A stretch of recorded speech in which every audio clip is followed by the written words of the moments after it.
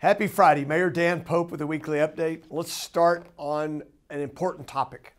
You Can Share food drive is the biggest effort the South Plains Food Bank does every year to sustain their organization.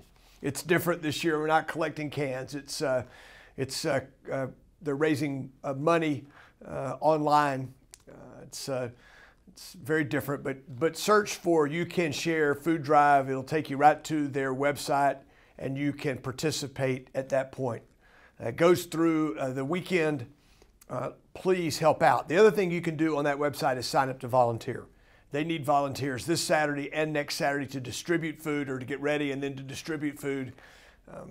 COVID has impacted a number of members of our city and region, and they will rely on the food bank this year for their food, not only for Christmas, but every day. So that's a place for us to help out. 38 years You Can Share Food Drive has been going on. We'll have a council meeting, our final council meeting of the year next Tuesday night, Tuesday that afternoon in work session. We'll talk about some downtown items in work session. That meeting is on the 15th, and that will be our final meeting of the year. We'll talk a little bit more about that on next week's video. Texas Tech basketball starts conference play, men and women, next week. Now that's very unusual. Before Christmas, you might scratch your head, but they both play a couple games before Christmas and then pick up the schedule then again around the new year.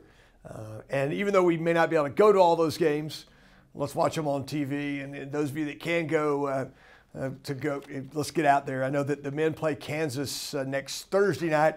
I believe the women open with Baylor next week. I'm not sure if it's here or there. Finally, let's talk about COVID. I think a little good news. It appears that we did a pretty good job over Thanksgiving. We've not seen a spike in new cases, and we're to the point now where I think we would have begun to see that. That means we did things differently. Thank you for that.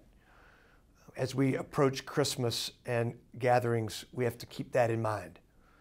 I was talking to a friend of mine. In fact, I got an email from a friend of mine who's a chaplain at Covenant, and he reminded me to talk about family gatherings.